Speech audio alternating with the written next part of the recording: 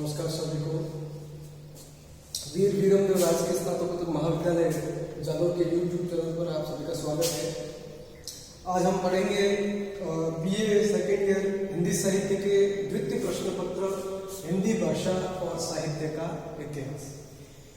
चूंकि इससे पहले के वीडियो में मैंने यह स्पष्ट किया था कि यह जो प्रश्न पत्र है वो 5 इकाइयों में विभक्त है। तो 5 इकाइयों में से पहली जो इकाई हिंदी भाषा का सामान्य परिचय वो हमने पहले पढ़ा है। आज हम बात करेंगे इकाई 2 हिंदी भाषा, जिसमें राजभाषा, राष्ट्रभाषा, संपर्क भाषा और इसके साथ ही जो हिंदी भाषा की जो लिपि है, जो भारतीय परिवार की ये जो समूह है और हिंदी भाषा का की जो एक परंपरा रही है उस संदर्भ में अपन है जो सामान्य बातचीत करेंगे। सबसे पहले हम बात करेंगे इस प्रश्न पत्र की। इस प्रश्न पत्र का जो नाम है वो है हिंदी भाषा और साहित्य का इतिहास। यह प्रश्न पत्र आप जब गौर से पढ़ेंगे तो इसमें हिंदी भाषा, साहित्य और इतिहास ये शब्द रखे हुए। तो इसको हम सामान्य तरीके से समझने का यदि प्रयास करें तो हिंदी और भाषा, भाषा का जो सामान्य अर्थ है, भाषा संस्कृत की भाष धातु से शब्द बना है, जिसका सामान्य अर्थ होता है अपनी बात को कहना या बोलना। अब साहित्य, साहित्य जो शब्द है वो अपने आप में बड़ा ही व्यापक और विस्तृत शब्द है। संस्कृत के जो प्रकार पंडित है, जो विद्वान आचार्य है, उन्होंने अपने अपने तरीके से साहित्य की, काव्य की परिभाषा दी है। तो शब्दार्थों सहित तो काव्य, जिसमें शब्द और अर्थ का भाव है वो साहित्य है। और इसी के साथ जुड़ा हुआ इतिहास शब्द है, यानी इसका अभिप्राय यह होगा कि ऐसा पहले निश्चित रूप से हुआ है। तो हम जो मोटे तौर पर बात करेंगे वो हिंदी भाषा की बात करेंगे। मैंने आपको बताया कि जो भाषा है वो संस्कृत की भाष धातु से बना है, जिसका सामान्य अर्थ होता है बोलना या कहना।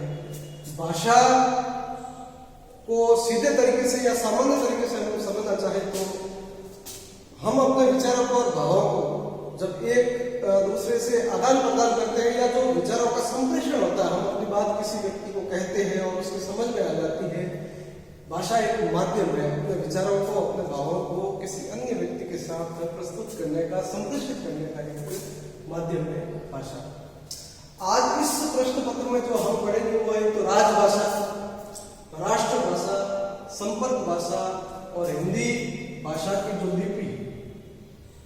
विद्यार्थियों, लिपि का सामान्य जो अर्थ होता है, आप उसको यदि परिभाषित करना चाहे तो जो हम अक्षर बोलते हैं, जो शब्द बोलते हैं, उसको जब लिखा जाता है, जो ध्वनि है, लिखित ध्वनि संकेतों को लिपि कहते हैं। हिंदी भाषा की जो लिपि है वो है देवनागरी लिपि। अब देवनागरी लिपि को थोड़ा सा हम समझ लेते हैं। देवनागरी लिपि का सीधा संबंध ब्राह्मी लिपि से है। लिपि को ब्राह्मी और खरोष्टी 2 भागों में बांटा गया है और देवनागरी का जो संबंध है वो ब्राह्मी लिपि से है। भाषा विश्व में लगभग 3000 से भी ज्यादा भाषाएं बोली जाती है। हमारी जो हिंदी भाषा है, हिंदी भाषा बहुरूपीय परिवार वर्ग समूह की भाषा है। विद्यार्थियों, बहुरूपीय परिवार भाषा का जो समूह है इसे मुख्य रूप से 2 भागों में विभाजित किया गया है। एक तो सतम वर्ग और एक है केतुम वर्ग। अब समझने की बात यह है कि सतम वर्ग और केतुम वर्ग, सतम और केतुम, इन दोनों ही शब्दों का जो अर्थ होता है वो एक ही होता है। इसका अर्थ होगा 100, सैकड़ा, 100 का समूह। अब ये शब्द भले ही अलग अलग है। यह सतम शब्द अवस्था का है और केतुम जो शब्द है वो लैटिन का है, लेकिन दोनों का जो अर्थ है वो समान है, 100 का समूह। ये सतम वर्ग का जो सीधा सा संबंध है वो भारत और ईरानी भाषाओं से है। तो हमारी जो हिंदी है उसका जो मोटे तौर पर सीधा संबंध है वो इस वर्ग से, सतम वर्ग से है। और भारत ईरानी आर्य भाषा में कहा जाता है। आर्य भाषा तक जब हम पहुंचते हैं तो आर्य भाषाएं, प्राचीन आर्य भाषा, मध्यकालीन आर्य भाषा और आधुनिक आर्य भाषा, प्राचीन आर्य भाषा का यदि हम समय देखना चाहे तो इसको समझना चाहे, नाम से स्पष्ट है, ये प्राचीन है, ये मध्यकालीन है, और आज की जो भाषा है वो आधुनिक आर्य भाषाओं के अंतर्गत आएगी। अब प्राचीन आर्य भाषा का जब हम समय समझना चाहे तो 1500 ईसा पूर्व से 500 ईसा पूर्व तक का समय जो है वो प्राचीन आर्य भाषाओं का समूह है, समय है।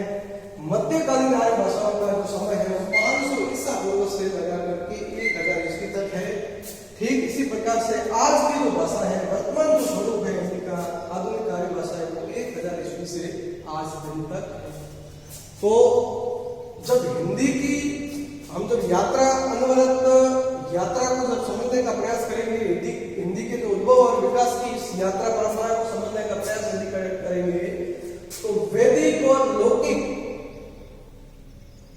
से लगा करके पाली, ये संस्कृत की बात है, वैदिक संस्कृत और लौकिक संस्कृत। तो वैदिक और लौकिक संस्कृत से लगा करके इसके ठीक बाद में पाली भाषा प्राकृत का एक रूप है, इसे प्रथम प्राकृत भी कहा जाता है। ठीक इसके बाद प्राकृत के बाद अपभ्रंश को अवहट भी कहा जाता है, अपभ्रष्ट भी कहा जाता है। अपभ्रंश से जो हमारी वर्तमान हिंदी है, जो खड़ी बोली हिंदी है, जिसका जो हम व्यावहारिक जीवन में प्रयोग करते हैं, यहाँ तक की ये संपूर्ण यात्रा है। हम बात करेंगे राजभाषा की। राजभाषा जो शब्द है, शब्द को यदि हम समझना चाहें तो राज शब्द अलग है और भाषा शब्द अलग है। भाषा के बारे में हम पढ़ चुके हैं। भाषा अपने भाव विचारों को संप्रेषित करने का एक माध्यम है, और राज का सीधा सा संबंध सरकारी से होता है, सरकार से होता है।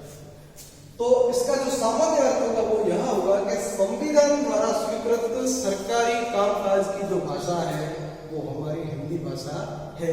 सरकार द्वारा, हमारे संविधान द्वारा इस भाषा को राजभाषा के रूप में मान्यता मिली हुई है, और हमारी जो राजभाषा है वो हिंदी है। तो 14 सितंबर 1949 को है जो हमारी ये जो संविधान सभा थी, उन्होंने एक निर्णय लिया कि 14 सितंबर को हिंदी दिवस के रूप में मनाने का उसका निर्णय लिया। अब इसी के संदर्भ में इससे जुड़ी हुई जो और जानकारियां वो यह है कि 17वें अध्याय में धारा 343 जो अनुच्छेद है उसमें स्पष्ट लिखा हुआ है कि संघ की जो राजभाषा है वो हिंदी है, और जो लिपि है वो देवनागरी लिपि है।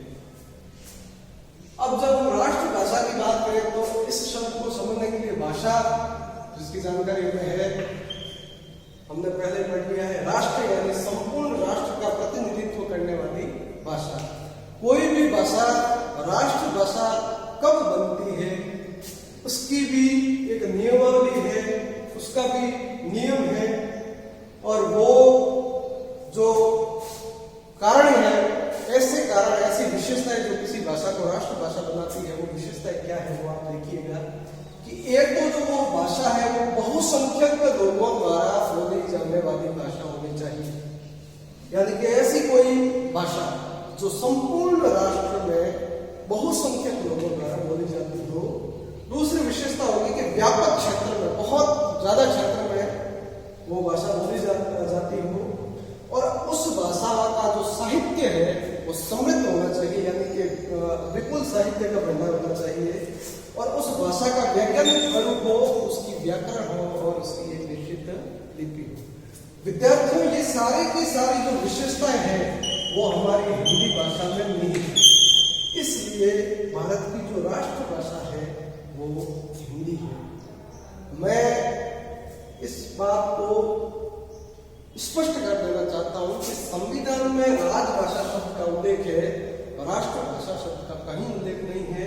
राष्ट्रभाषा एक ऐसी भाषा होती है, संपूर्ण राष्ट्र में बहुसंख्यक लोगों द्वारा बोली जाने वाली भाषा होती है, जिसमें राष्ट्र प्रेम झलकता है, और वहां का जो व्यक्ति है, राष्ट्र विशेष का जो व्यक्ति है, उस भाषा को बोलते समय गौरव का अनुभव करता है, तो वो एक प्रकार से वहां की राष्ट्रभाषा होती है। तो इस प्रकार से हमने राजभाषा, राष्ट्रभाषा और देवनागरी लिपि के बारे में आज सामान्य जानकारी ली है, और ऐसे ही मैं अगले वीडियो में हिंदी भाषा से संबंधित और नई जानकारी के साथ प्रस्तुत होगा।